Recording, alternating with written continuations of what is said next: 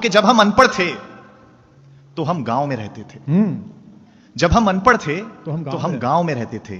हम पढ़े लिखे हो गए तो तनाव में रहते हैं। अच्छा। जब हम अनपढ़ थे तो हम गांव में तो रहते अंधेरे में रहते थे। बिजली नहीं होती थी उस वक्त। महसूस करिएगा अगली पंक्ति पर। जब हम अनपढ़ थे तो अंधेरे में रहते थे। हम पढ़े लिखे हो गए तो लोगों को अंधेरे में रखने लग गए।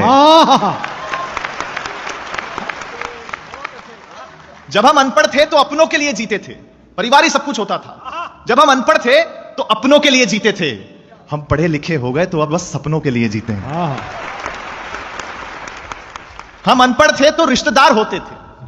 अगली पंक्ति पर अगर महसूस हो जाए कि मैंने कुछ अच्छी बात कह दी है तो आपकी तालियां मिले। जब हम अनपढ़ थे तो केवल रिश्तेदार होते थे। हम पढ़े लिखे हो गए तो अब रिश्तेदार भी दूर के हो गए।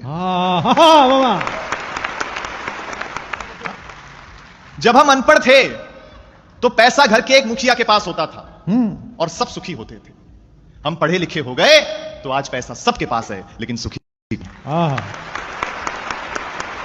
जब हम अनपढ़ थे तो परिवार ही बैंक बैलेंस हुआ करता था।